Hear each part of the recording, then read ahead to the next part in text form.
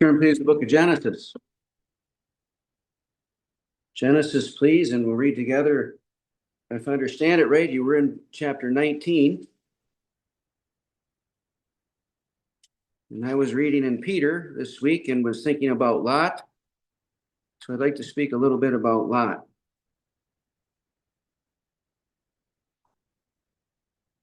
If there's a little overlap from Wednesday night, that's okay. We'll take it from the Lord.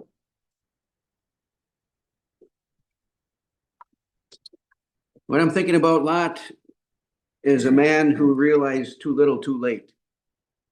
Too little, too late. Chapter 19.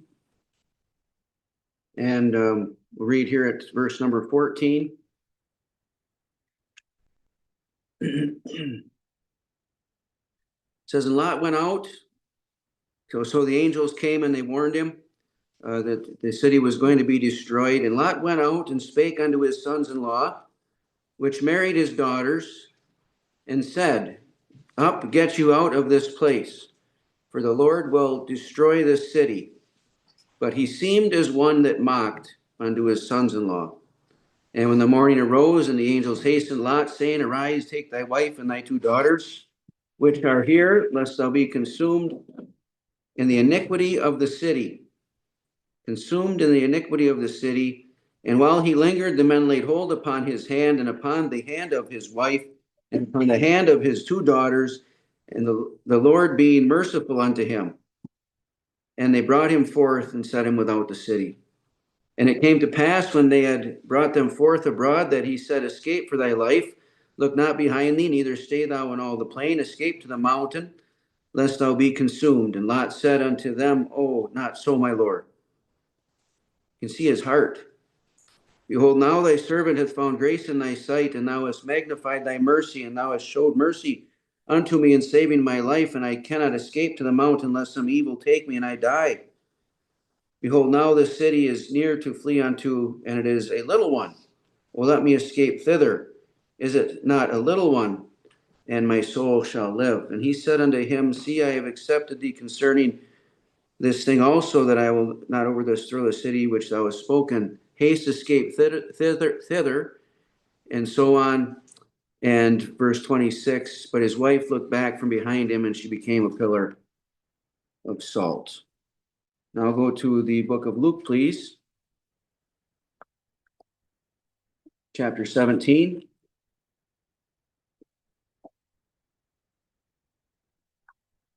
Luke chapter 17.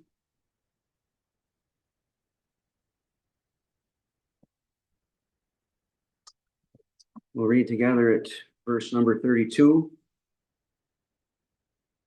It says, remember Lot's wife. Can't read that verse without first reading remember Lot. Remember Lot's wife. Now to Peter. 2 Peter in chapter 2. We'll read it verse number 6. This chapter, the context of the chapter is that there's false prophets that were among God's people. They were making merchandise of God's people. They were leading some astray. And what Peter's writing now is he's giving 3 examples on how God is going to deal with these false teachers. And the examples he used are quite strong. He uses the angels that sinned, that were cast down to hell. He used the old world that was destroyed by the flood. He uses Sodom and Gomorrah that was destroyed by fire. And verse 6 says, this is his last example, and turning the cities of Sodom and Gomorrah into ashes, condemn them with an overthrow, making them an example unto those that after should live ungodly, and deliver just Lot, vexed is the word I'm looking for. It's going to be mentioned twice here. This time it's mentioned, it means to be wore down with toil. Okay? So it says he vexed, he wore down with toil, with the filthy conversation, filthy manner of life of the wicked. For that righteous man dwelling among them, and in seeing and hearing, that's their lifestyle of Sodom and Gomorrah, vexed. Now that word means tortured. Tortured. His righteous soul from day to day, with their unlawful deeds. The Lord knows how to deliver the godly out of temptations and to reserve the unjust unto the day of judgment to be punished. The Lord will bless to us a very solemn reading of his precious word. As I was reading through Peter this past week, I enjoy 2 Peter chapter 2 for multiple reasons. I like it in the fact that the false teaching that has been propagated in this world is going to be smashed in the day to come. God is going to take up dealings with that, and I don't have to necessarily worry about that. We have to give the truth, and we have to talk to folks when things are wrong, and that is the right thing to do. But when it comes to the great reality of God taking care of that, it is a relief to me. Then you come down to where we read about Lot, and it says here that he knows how to deliver the righteous out of temptation. How did God deliver Lot from temptation? He burnt everything around him. He burnt everything he had. He burnt it all. And I was like, whoa, that's an eye-opening thought, isn't it? God delivered just Lot. We, looking from the outside looking in, we would have never known that Lot was really any different than those in Sodom and Gomorrah. If it wouldn't say this in Peter, we would assume that he was totally taken up with the lifestyle of the city, and we might even consider him one of them. But in order for God to deliver him out of the situation that had wore him down with toil, out of the situation that tormented his righteous soul, God torched it all. I never looked at it like that before. That's the love of God to Lot. And that's the righteousness of God against sin. It's twofold, isn't it? He wasn't going to allow Lot to be consumed. Now, we would have to take it that his wife, as we remember her, she was not a believer. She was all taken up, and her heart was there, and she turned to where her treasure was, and she turned into a pillar of salt. And so as we look at this man, Lot, there's a lot to learn. No pun intended. You think of the things that he had. Remember Lot's wife? Remember Lot's, the things that belonged to him. He came from he had an uncle Abraham who was a great patriarch. And Abraham took care of him, and he watched out for him. And in a sense, he raised him in a sense to the truth of God, and the truth of the blessing of God, and the truth of the promise of God. And as you know, Lot and Abraham, their earthly possessions, they multiplied and they grew together. And Abraham even rescued Lot as he got carried away captive at one point. And Abraham went and got him and brought all of his stuff back, and they didn't lose anything. And then the time come, and they were too big to dwell together. And Abraham says to Lot, "You choose. You take whatever you want, and I'll take the rest. You go over here, I'll go over there. You go over there, I'll go over here." And Abraham was absolutely generous with him. Abraham was the older man. He could have said, "Now listen, sonny, I'm going over here. You figure it out over there." He didn't do that. He had an uncle that loved him and cared for him. And he didn't want any strife. So then Lot chooses the plain, right? So he had a patriarch. And then he had his plans.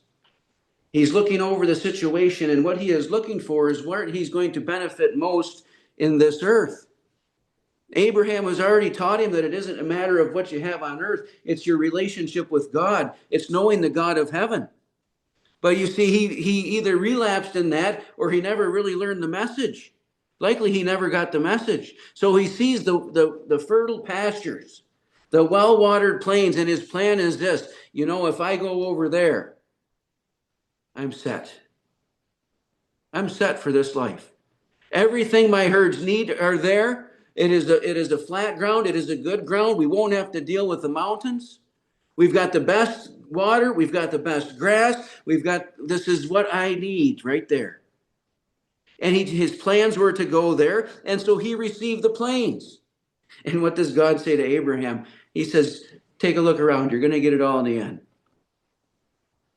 And when Abraham gets it, how is it different than when Lot got it? When Abraham got it, all the things that would vex a righteous soul were torched. So there's Lot and all of his possessions now. He's got his plans, he's got the planes, he's got the possessions, and he's there in Sodom and Gomorrah. And then you find him, if you read it, and maybe you did it Wednesday night, I don't know. But he's in the gate of the city. He has a place of power, right? He was in the gate of the city. It was a place of power. Now maybe he was there, if we give him the benefit of the doubt, maybe he was trying to change the place. But he didn't get very far, did he? Maybe he took that place because he was trying to bring some fear of God into that place, but it didn't work. So he's got his position. But the greatest thing that Lot had in that place was poison. It was poison. Every single day, poison, poison, poison.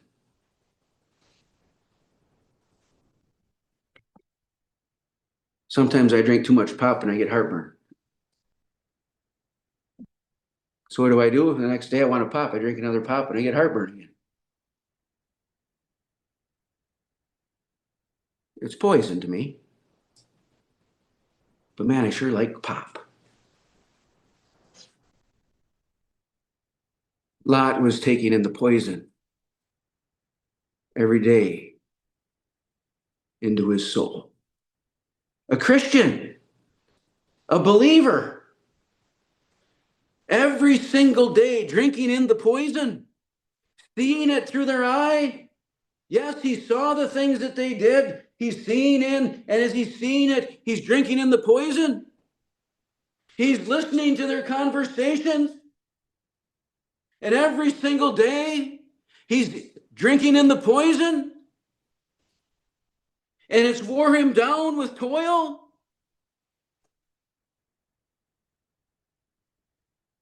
And it tortures him every day. Any Christians here that are tortured every day by their own poison? I think we can all relate to that in some aspect. I think if we're honest, we can all relate to that. And it's amazing how it works. You see, first of all, it is an absolute abomination to see it or to hear about it. And the next thing you know, it doesn't even bother us anymore. And the next thing you know, Romans 2 kicks in. We know what it's wrong, and we almost laugh at it. And then now we're not only laughing at it, but we're almost involved in it. And sometimes Christians do get involved in it.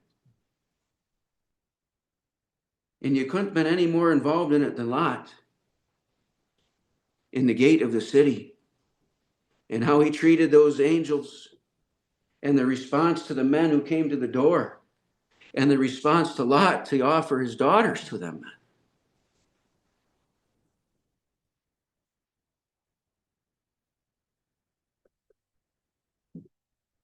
Too little, too late. Sometimes in Wisconsin, you've heard me say this, and you probably said it yourself. I don't know, when it's really cold in the wintertime, I often joke around. I say, why do I live where the air hurts my face? Right? Why do I live where sin tortures my soul?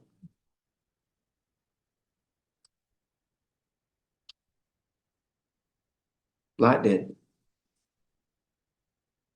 The sin of others. It tortured him. He was helpless against it, wasn't he? He wasn't going to change the world. And neither are you. I hate to break it to us. The gospel changes people.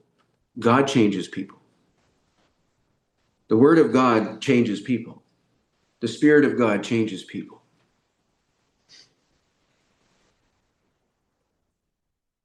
How many of God's people are trying to change the world and the system and the sin? And in the meantime, they're tortured by it. Do you find yourself watching the news and getting anxious and anxiety and you just want to go smash heads together? What are you people thinking?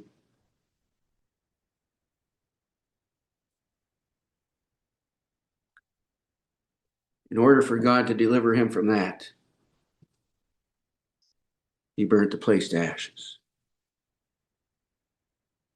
So now you're Lot. And you're coming out of the city. He didn't want to leave. They had to take him by the hand. He didn't look back, but he wanted to go back. He wanted to go to a little city. We don't need to be in the big, big city. And there is some truth in that when it comes to populations in the earth. There is more vexation in a big city than a small town. That's just reality. Oftentimes people go to the city to blend in with the things that they want to do so they don't feel out of place. And so everybody doesn't know them. And there's actually a safety in a small town where everybody knows everybody because you don't want to do something where people are going to find out. Right? But there's this man. Everything he had is gone. Did you ever think about it? There he is with all of his cattle in the plain and all of his plans and all of his power, the gate of the city and his people.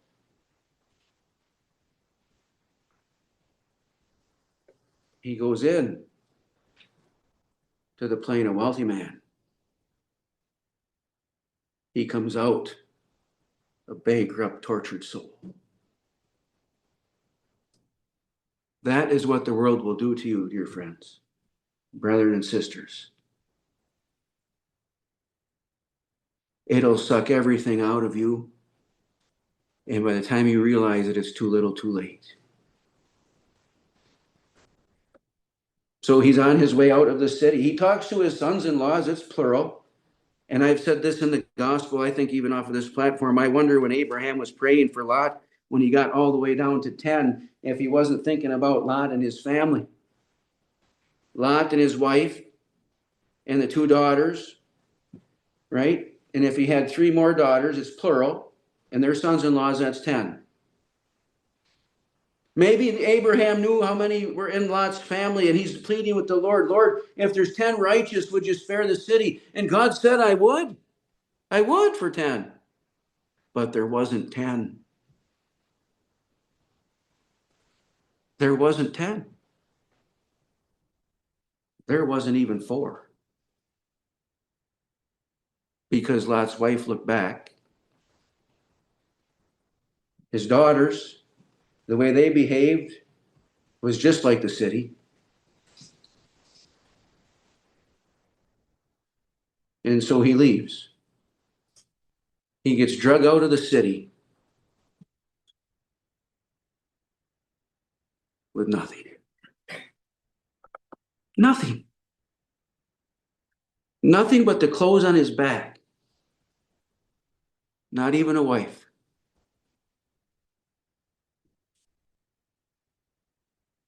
And he lived his life as a tortured soul for nothing.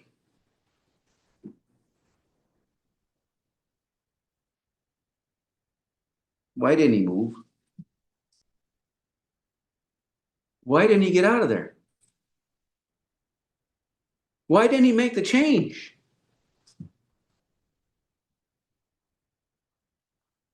Did he love the world? It was torturing him. It was wearing him out.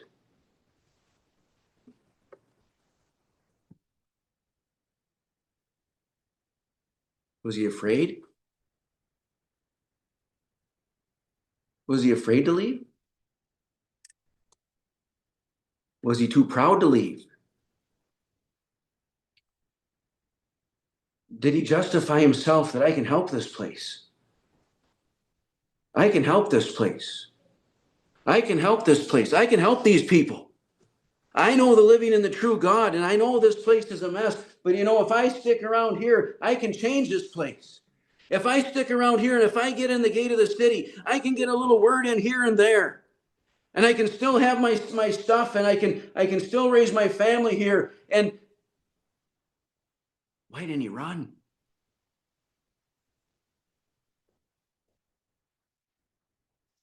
It's a mystery, isn't it? It's a bondage.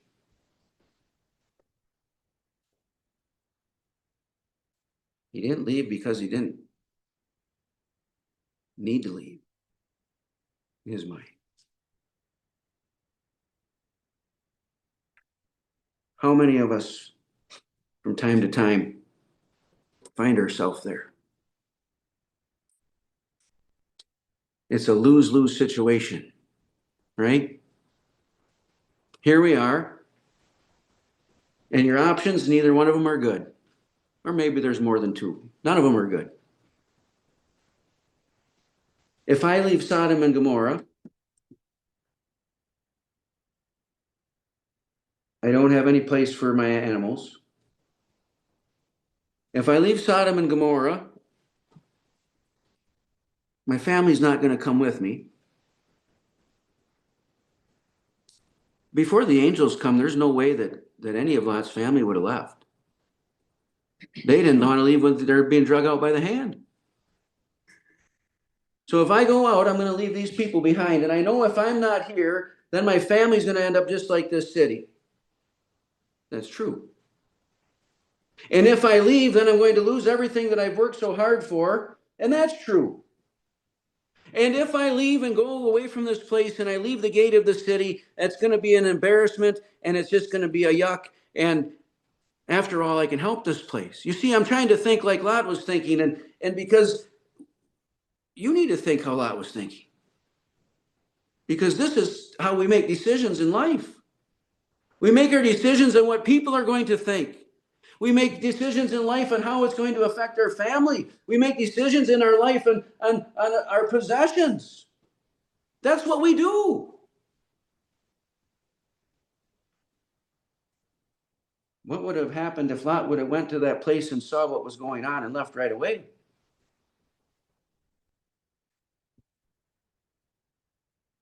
That would have been the best. Would have been the best. We don't know what he knew about those places when he chose that direction. It started off looking like the right thing to do.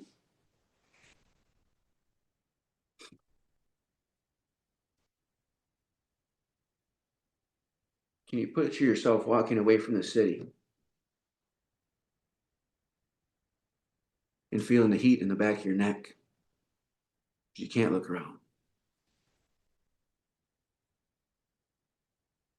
I don't know if there was thunder. I know there were balls of fiery brimstone. In fact, it's just recently they found a bunch of them in that place. The archaeologists found them, little white balls, 96% sulfur, right where Sodom and Gomorrah used to be. It's amazing. The Bible was right again. But can you imagine walking away from that place? Maybe there were sounds that he heard. Maybe he felt the heat in the back of his neck.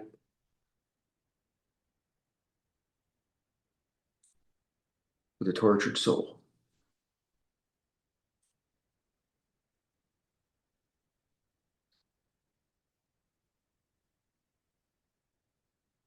Too little, too late. Too little, too late. So this is my meditation on Lot. Now, that's not a happy one. So when there's something in our life today that is torturing us, no, I'm talking about sin, because that's what tortured Lot.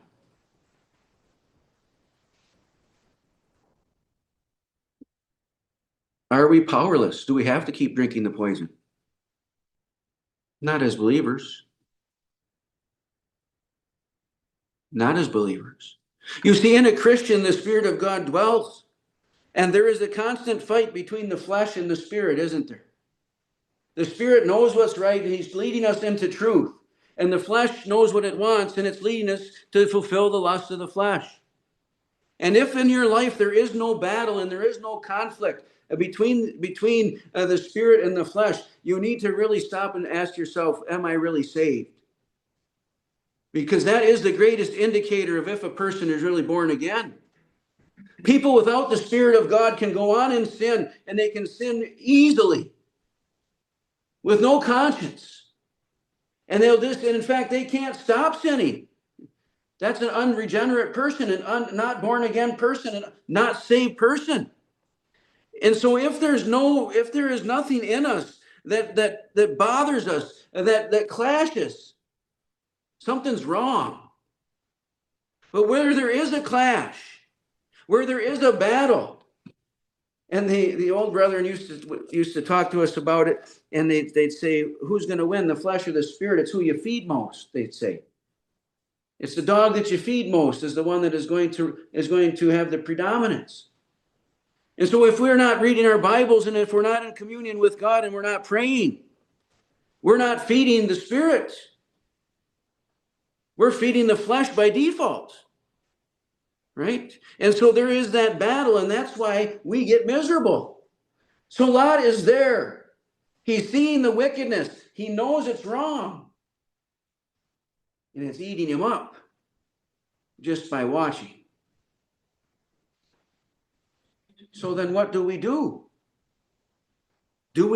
Are we powerless? Is there anything we can do? Well, if God says to flee certain things, we know we can run. And we have to run because that's why He says to run, because there's no other way than to run. There was no other way for Lot to get out of that place other than run. He's not going to reform it. He's not going to change it. He's not going to help it. He needs out. And so what we have to weigh up in our mind before it's too little too late. Before our testimony is completely trashed like Lot's. Before Lot's witness of God and the God who provides, as he would have learned from Abraham and Isaac. Despite his witness that God is faithful, like he would have learned from faithful Abraham.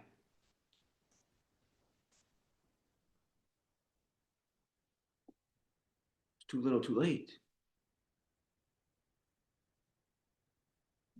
And so I guess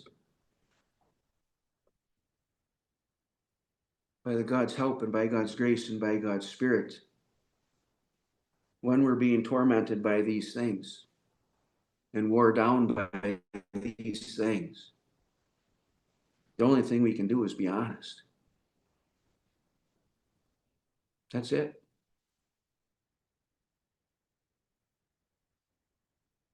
Can't live in denial and expect to win. But to be honest and to ask God for help and to get out of there. To get out of there. Whatever it is in this world that you think you can't get out of,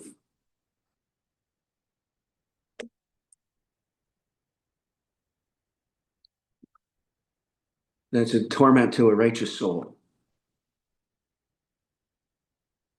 By God's Spirit, you can. You can. And there's no reason for you and I to be tormented in our soul as Christians. He knows how to deliver the godly out of temptation. And if you want out, He may burn it all to ashes. But He'll get you out.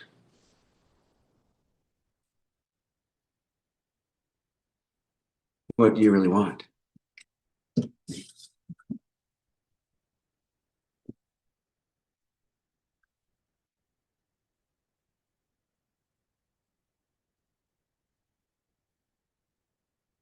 Turn please to the Gospel of John